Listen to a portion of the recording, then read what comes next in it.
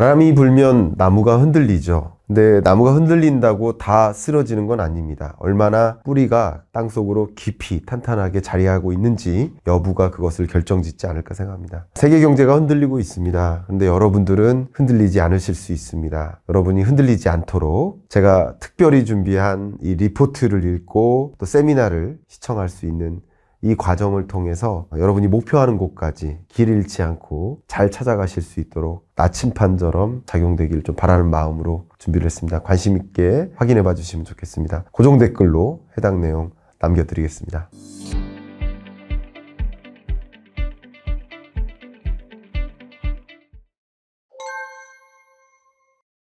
네, 여러분 안녕하세요. 참 이 한국을 둘러싼 이제 세계 경제에 등장한 정말 엄청난 그 외교적 분쟁과 갈등과 불안감 이런 것들이 조성되는 국면이어서 도대체 이 외교 정세 어떤 식으로 흘러갈까 여러분들이 많이 궁금해 하세요.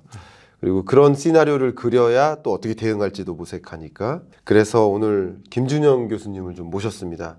안녕하십니까? 네, 안녕하십니까? 인사 한번. 네, 저 김준영입니다. 지금 한동대 교수고요. 외교광장이라는 연구소를 하고 있습니다. 전 국립외교원장을 지냈습니다. 만나 뵈서 반갑습니다. 네, 감사합니다. 예, 국립외교원 원장님을 또 지내셨고 정말 외교통이시지 않습니까? 그렇죠? 그리고 외교광장 링크도 제가 달아드릴 테니까 관심 있으신 분들 한번 들어가 봐 주시면 좋겠고 우리나라의 외교 분야의 싱크탱크로 부상할 기관이 되기를 좀 저도 응원하는 마음이고 또 새로운 대한민국이 온다. 대전환의 시대의 저자입니다. 고정 댓글에 이 책 링크 남겨드릴 테니까 관심 있으신 분은 또 확인해 봐 주시길 바라겠습니다. 그냥 요런 얘기부터 서론이니까 여쭤볼게요. 네. 지금 우리나라에서 일어나는 여러 전문적인 분야에 걸쳐서 다 정치화가 이루어지는 것 같아요. 부동산도 정치고 금리를 인상해야 되는 것도 인하해야 되는 것도 역시 정치고 네. 뭐든지 경제 외교 현상들이 정치인데 또 중국과 어떻게 하느냐 미국과 어떻게 하느냐 그걸 다 정치적으로만 받아들이는 경향이 있어요. 혹시 이 부분은 어떻게 느끼셨습니까? 그 대답하기 전에 네. 그래서 제가 지금 여기 와 있는 거거든요. 왜냐하면 네. 옛날 같으면 저는 외교 프로그램만 가잖아요. 그렇죠. 그때 경제 분야에서 관심을 가지기 시작했고 맞아요. 유튜브뿐만 아니라 예. 제가 지난주에도 증권회사 가서 강연을 했거든요. 네. 이런 일이 잘 없습니다. 사실은 그러니까 또 반대로 저는 예. 제가 모르던 반도체도 공부해야 되고 맞아요. 배터리도 공부해야 되고 관세도 공부해야 되고 네. 서로가 이제 이렇게 되는 건데 문제는 말씀하신 것처럼 이제 정치화되고 특히 외교 분야에서 대부분 잘 생각해 보시면 과거에는 미소 관계가 한국 정치를 영향을 끼치 반대로 국제 정치나 대외 환경이 네. 국내 정치에 끼치는 영향이 훨씬 많았어요. 그게 네. 강한 나라든 약한 나라든. 예. 근데 지금은 국내 정치적 역학이 그 나라의 외교에 영향을 주고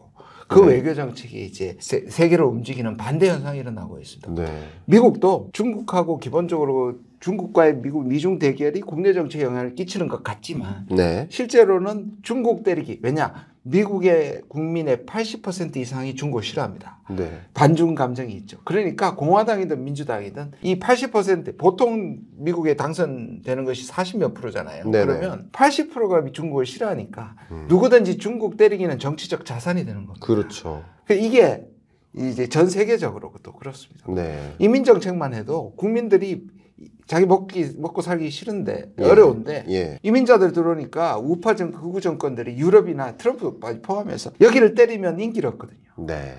그러니까 그런 것들. 네. 그런 것들이 다 정치화되고 있습니다. 지금도 우리나라도 마찬가지예요. 중국 때리기. 우리나라 중국 사람들에 대한 반중 감정이 많으니까. 네. 근데 이런 것들이 기본적으로 좀 문제가 있습니다. 왜냐하면 정치화가 되면 아시다시피 과거의 경제는 정치적 간섭으로 벗어나야 네. 경제가 제대로 돌아간다는 게 경제학자들의 입장이잖아요. 그렇죠. 마찬가지입니다. 안보도 마찬가지. 이게 이제 국내 정치의 인기를 위해서 네. 국익이 희생되는 경우가 많습니다. 예. 예를 들면 중국하고 미국하고 한국하고 중국하고 잘 지내야 네. 경제가 안정이 되는데 네. 그런데 정치가들의 입장에서는 이거를 어떻게든 적대감을 조장시켜야 되잖아요. 네. 네. 그럼 지금도 우리 한중 관계가 나빠지니까 예. 국익은 손해가 보는데 지금 정부는 오히려 그게 인기가 되기 때문에 계속 중국 때리긴 하는 겁니다. 맞아요. 그러니까 이렇게 너무 또 정치화되면 우리 경제적으로 봤을 때는 이득 볼 만한 어떤 잠재적 이익을 기회를 못 갖게 되는 경우도 있고 그러니까 그런 좀 안타까운데 그런 면에서 외교 또 안보 이런 영역에서 뭐 최고 전문가시니까 제가 여러 가지 현안을 좀 여쭤보도록 하겠습니다. 제가 좀 네. 약간 두려움이 있긴 합니다. 경제나 뭐 회사에 가서 기업 가서 강의를 하지만 여전히 경제 지식은 얇기 때문에 제가 좀 두렵긴 한데 우리 김광석 교수님께서 충분히 보충해 주시리라고 생각합니다. 아, 네. 네. 네. 겸손한 말씀이시고요. 저도 제 의견을 마음껏 말씀드리면서 토론을 좀 이어가 보도록 네. 하겠습니다. 네. 자, 먼저 대주제가 트럼프 리스크예요. 네. 네. 제가 참 이 더 이코노미스트지를 꼭 챙겨보는데 매년 연말쯤이면 더 이코노미스트가 정기적으로 발행되는 그 제목이 더 월드 어헤드예요. 네. 맞습니다. 근데 그 더 월드 어헤드 표지에 작년까지만 해도 2023년에는 뭐 바이든 얼굴도 있고 뭐 시진핑 얼굴도 있고 푸틴 얼굴도 있고 여러 스트롱맨들의 얼굴들이 다 있었는데 24년 더 월드 어헤드 버전에는 한 명의 얼굴만 있습니다. 그 한 명의 얼굴도 정면이 아니라 그림자만 있어요. 근데 누군지 다 알죠. 바로 트럼프입니다. 네. 그러니까 트럼프 리스크가 등장했는데 자 공화당 경선에서 어쨌든 트럼프가 현재 승기를 잡고 있는 상황이고 재선 가능성이 높아지고 있고요. 그러면 이 트럼프가 만약에 당선됐을 때 뭐 세계 경제, 한국 경제에 어떤 영향이 있을 거다라고 생각하시는지 여쭤보십시오. 저도 이코노미스트를 아마 고등학교 때부터 본 것 같아요. 영어도 네. 고급스럽고 제가 또 모르는 분야이기도 해서 열심히 읽었는데 예. 지금 말씀하신 것처럼 다른 어떤 저널보다는 훨씬 더 그 정세 전망 지금 말씀하신 네. 정세 전망에 대해서 딱 되게 신뢰성이 있잖아요. 그렇습니다. 근데 딱 한마디 주제였어요. 2024년의 리스크는 예. 트럼프다. 예. 트럼프가 곧 리스크인데요. 예. 저도 그 진단의 결론에는 굉장히 동감을 하고요. 그러면 네. 리스크가 되려면 리스크라고 얘기한 이유는 트럼프가 컴백할 가능성, 다시 말해서 예. 대선에 당선될 가능성이 많아졌기 때문에 많아졌다. 그가 통치할 미국이 예측 불가능으로 돌았으면 네. 뭐 아무리 지금 하락하고 있는 패권이라도 미국이 트럼프에 의해서 통치가 되면 이게 리스크라는 결론이거든요. 그렇죠. 그렇게 보면 이제 첫 번째 트럼프가 정말 당선 가능성이 있는가? 저는 가능성이 상당히 있다고 생각을 합니다. 네. 특히 미국의 지금 구조에서 우리나라하고 되게 비슷해요. 예. 세계에서 가장 반으로 분열된 국가가 한국하고 미국입니다. 네. 보수와 진보가 딱 반. 예. 그러니까 물론 이제 뭐 세밀하게 얘기하면 정확하게 반이냐 대체로 반으로 갈라져 있거든요. 그리고 그 분열을 계속 조장하는 것이 트럼프이기 때문에 네. 미국의 선거 구조가 예. 과거에 아들 부시가 붙었던 고 엘고어도 그렇고요. 그다음에 2016년에 졌던 힐러리 클린턴도 전체 투표수에서는 민주당이 이겼습니다. 네. 그런데 미국의 간접선거에서 결론적으로 참패를 했거든요. 오히려 압도적으로 졌거든요. 그 이유는 예. 분열되어 있는 미국은 각주에서 한 표라도 많으면 전부 다 가져오잖아요. 그렇게 되면 캘리포니아, 뉴욕에서 인구가 제일 많습니다. 미국에. 네. 거기에서는 민주당이 압도적이에요. 네. 그런데 시골주들은 네. 이 트럼프에 대해서 공화당을 지지하거든요. 그러면 어디에서 승부가 나느냐? 대체로 동북부입니다. 러스트 벨트라고 한참 유행했었죠. 네. 동북부, 펜실베니아, 위스콘신, 그다음에 이런 주 오하이오 이런 주들이 네. 이제 스윙 스테이시라고 얘기하는데 전체적으로도 작년 말에는 한 2~3% 차이로 계속 이겼고요. 트럼프가. 네. 그다음에 지금은 그게 좀 벌어져서 5% 이상도 나오기도 한데 결정적으로 뭐냐면 이들 주에서 네. 트럼프가 한 번도 지금 진다는 여론조사가 안 나오고 있어요. 지난 바이든도 거기에서 겨우 이겨서 기억하실 겁니다. 며칠 동안 밤새서 네. 나중에 결과가 나왔잖아요. 그전에는 거기서 졌기 때문에 힐러리가 졌고요. 예. 겨우 이겼기 때문에 바이든이 이겼고 이번에도 거기서 결정을 할 텐데 지금까지 나오는 사인들이 보면 네. 트럼프가 이길 가능성이 상당히 많다. 이겁니다. 그럼 트럼프가 이겼을 때 어떻게 될 거냐. 이제 많은 것들이 바뀌겠죠. 바뀔 게 있고 안 바뀔 게 있는데요. 그 안보 문제는 뒤에서 좀 말씀을 드릴 수 있고 경제는 일단 트럼프는 기본적으로 무역협정을 싫어합니다. 맞아. 일방주의적이고. 안 그래도 지금 바이든도 사실 트럼프 2.0이라고 얘기할 정도로 자기의 이제 행정명령에서 하지 이러한 무역협정들에 대해서는 좀 근데 이걸 완전히 깰 것이고요. 그다음에 특히 지금 얘기하고 있는 것들은 몇 가지가 있는데 트럼프가 딱 1기에 등장하면서 했던 게 기억하시겠습니다만 관세 전쟁이지 않습니까? 네. 바로 25%의 관세를 중국에게 때리면서 본격적으로 미중 경쟁이 이제 무역에서 발생을 했는데 지금은 60%까지 네. 때리겠다고 얘기를 그렇죠. 하고 있고요. 그다음에 어떤 무역에도 가지 않겠다는 것이고 또 우리한테는 그때 기억 잘 하시겠습니다만 한미 FTA가 우리한테 흑자를 많이 발생을 시키니까 이걸 미국이 좋은 쪽으로 다 바꿔버렸습니다. 그 문제가 등장할 것이고요. 네. 그다음 뭐 경제는 예측 불가능성이 문제니까 트럼프의 예측 불가능성이 이제 크게 작동을 할 것인데요. 우리나라한테는 지금 그 부분이 있습니다. 미국이 지금 바이든이 하는 정책 중에 하나가 디커플링이죠. 중국에게 맡겼던 제조업의 공급망을 네. 중국을 쫓아버리고 네. 여기에 자체적으로 제조업도 만들지만 그 사이에서 프렌드리 쇼어링이라고 해서 결국 한국, 대만, 일본, 네덜란드 같은 국가를 통해서 이제 투자를 받아서 하겠다는 것인데 네. 그중에 제일 중요한 게 한국입니다.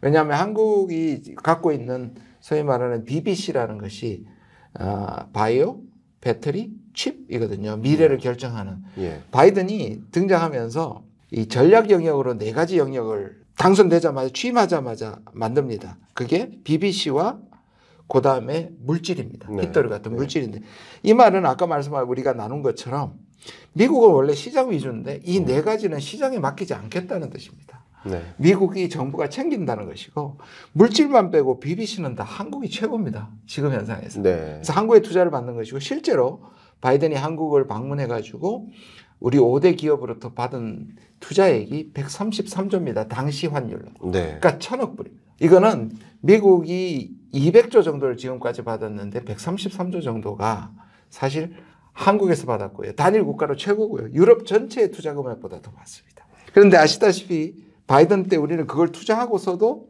배터리에 관한 보조금을 못 받았고요. 그다음에 반도체에 대해서 중국에 대한 규제를 받기 시작했습니다. 그런데 지금 트럼프가 얘기하고 있는 게 뭐냐면 바이든은 이렇게 얘기했습니다. 우리는 면제해줘야 되는 거 아니냐고 얘기하니까 바이든은 빨리 지어서 미국 네. 내에서 생산하면 그거 받을 수 있다 했는데 트럼프가 지금 최고위원회 얘기하는 게 뭐냐면 안 준답니다. 보조금 안 준답니다. 네. 그러면 네. 지금까지 기투자된 금액이 반쯤 됩니다. 73조 정도 되는데 반 넘죠. 네. 그러면 바이든 때까지는 받지도 못했고 우리가 완성을 해도 보조금을 못 받게 되면 네. 지금 배터리라든지 전기차라든지 이런 데 대해서 기업들의 손해가 막대할 수 있죠. 그렇죠. 예. 정말 그런 것들이 지금까지 어쩌면 미국으로 진출할 혹은 미국에 공장을 지을 그런 유망 산업이라고 생각하고 기업들이 투자했던 것들이 상대적으로 좀 뭐 물거품까지는 아니겠지만 상대적으로 그만큼의 투자했던 만큼의 기대이익이 좀 거둬지기 어려운 그런 상황이라고 좀 볼 수 있겠네요. 그게 일종의 트럼프 리스크라고 또 트럼프 판단할 수 리스크고요. 있겠죠. 그다음 예. 중국 때리기를 더 본격화하면 그렇죠. 아직까지 우리나라와 중국, 우리나라가 지금 경제가 어려운 것 중에 하나가 네. 중국 경제가 회복되지 않는 거잖아요. 네. 이제 더 디커플링이 일어나기 시작하고 무역 네. 분쟁이 일어나기 시작하면 중국 경제가 어려워지면 네. 또 그 유탄을 우리가 또 맞을 수 있겠죠. 맞아요. 저는 그냥 개인적으로 상상을 해보는데 만약에 트럼프가 당선이 된다. 그럼 첫 번째로 할 일 혹시 뭐라고 생각하세요? 저는 파리 기후협약 탈퇴하는 걸 첫 번째로 하지 않을까. 맞습니다. 근데 바이든이 당선되자마자 또 첫 번째로 한 게 파리 기후협약 재가입이었잖아요. 그러니까 트럼프는 탈퇴하고 바이든은 재가입하고 트럼프가 만약에 된다 그러면 또 1번으로 할 일이 탈퇴일 것 같은데 네. 그만큼 기후 변화 대응에 대해서 트럼프는 상대적으로 의미를 부여하지 않고 있고 오히려 좀 기후 문제를 불러일으킬 만한 그런 산업 섹터에 관심이 있고 오일이라든가 이런 영역에 좀 관심이 많아요. 석유화학 산업. 그러니까 그런 면에서 뭐 이렇게 표현해 볼까요? 우리나라로 치면 좀 테마주가 바뀌는. 네, 바뀌겠죠. 실제 그게 주식시장에도 작용을 하는 거죠. 그렇게 2차 전지나 전기차 영역이 좀 시장에서 좀 영향을 많이 못 많이 받고 받을 있는. 겁니다. 네. 왜냐하면 이제 공화당이 원래 공화당은 민주당이 지금 얘기하고 있는 기후라든지 이런 것들이 음모 이론이라고 얘기합니다. 네. 사실은 아닌데 네. 생태계 그러니까 재생에너지에 관련된 산업들이 뒤에 있고 그렇죠. 그래서 이 산업의 프레임을 바꿔서 자기 이익 받으려고 구산업들을 망가뜨리고 특히 석유. 미국이 지금 석유 갖고 있는 게 많은데 그게 실제로 개발되지 않는 이유가 환경을 파괴한다는 거였잖아요. 그렇죠. 그러면 이제 이걸 그런 것들 규제를 다 없애줘 버리면 구석유 산업이 이제 그렇죠. 하는 거거든요. 그렇죠. 근데 그와 관련해서 아까 스윙스테하고 재밌는 움직임이 있습니다. 네. 첫 번째는 러스트 벨트. 그러니까 첫 번째 힐러리 클린턴과 트럼프가 싸울 때는 뭐가 문제였냐면 러스트 벨트. 미국의 노동자들이 네. 민주당을 믿었다가 민주당이 결국 노동자를 버린 거다. 오히려. 왜냐하면 네. 미국을 일으킨 조선, 기계, 화학, 석유 산업을 네. 그걸 나하고 이제 옮겼는 거니까. 그게 네. 주요했고. 예. 그래서 트럼프가 당선이 됐거든요. 네. 그래서 두 번째 바이든은 거기에다가 그래 러스트벨트로 옛날로 못 돌아가지만 새로운 기업 아까 말씀드린 BBC가 여기 집중 투자해서 네. 일자리를 마련하겠다. 이게 통한 게 뭐냐면 작년 저작년이 됐네요. 그 중간 선거에서 선전한 이유 중에 하나입니다. 그럼 지금 뭐냐? 지금은 지금 말씀하신 것처럼 첨단 산업과 네. 구산업 사이에 노동자들이 지금 충돌하고 있습니다. 이 지역에서. 예. 그래서 예. 지금 데모하는 게 뭐냐면 바이든한테 계속 데모하는 거 일자리 늘었다고 당신 얘기하는데 우리한테 혜택 도는 거 없다. 그러니까. 이걸 또 조장시키는 사람이 누구냐면 트럼프입니다. 그렇죠. 그럼 트럼프가 등장하면 구산업들에 대한 지원책이 많아질 겁니다. 네. 그래서 기후변화 이런 관련된 것들은 상당히 후퇴할 가능성이 꽤 있습니다. 그렇군요. 정말 말씀하신 것처럼 이제 트럼프가 만약에 재집권을 하게 될 경우 그랬을 때에 또 기업들이 가능한 시나리오로 보고 있기 때문에 그렇게 할 경우 어떻게 대응할지를 정말 많은 기업들이 모색하고 있고 그렇기 때문에 지금 당장 11월까지는 마음 놓고 투자를 못해요. 신규 투자를. 그러니까 또 투자 규모도 정체되는 거죠. 이게 어쩌면 세계 경제적인 측면에서도 이 불확실성 자체가 기업들의 신규 투자를 막고 세계 경제가 뚜렷하게 회복되는 것을 또 막는 그런 것들도 어쩌면 작은 리스크라고 될 수 있고 근데 지금 당장 저는 떠오르는 것은 이제 트럼프가 당시 처음 집권했을 때 소위 보호무역주의의 시대가 이제 열렸다고 볼 수 있잖아요. 근데 그 이후에 지금은 저는 개인적으로 엊그저께 칼럼이 하나 나갔는데 극단적 보호무역주의의 시대라고 표현했어요. 그만큼 극단적 보호무역주의 시대로 계속 가고 있는 것이 아닌가. 그러니까 관세 장벽도 있지만 비관세 장벽들을 가지고 서로 자국의 산업을 보호하기 위한 방향으로 막 움직이는 거죠. 그런 움직임 속에서 특히 트럼프가 당선이 되게 되면 각종 조약이나 뭐 무역 협약 같은 걸 다 파기하다든가 아니면 미국이 유리한 방향으로 조정한다든가 그런 식으로 하다 보면 상대국도 뺨을 맞을 때 가만히 있질 않거든요. 또 자기도 자기를 보호하기 움직이잖아요. 그런 관점에서 미국이 또 등장했을 때 또 이미 예고한 것처럼 중국에 60% 이상의 관세를 부과하겠다. 이런 것들이 결과적으로 움직이게 되면 정말 세계 경제, 물론 경제 얘기를 좀 덜 한다고 하셨지만 경제적으로는 이제 무역이라는 관점에서 맞습니다. 어떤 영향이 있을 거라고 혹시 생각하세요? 이게 우리가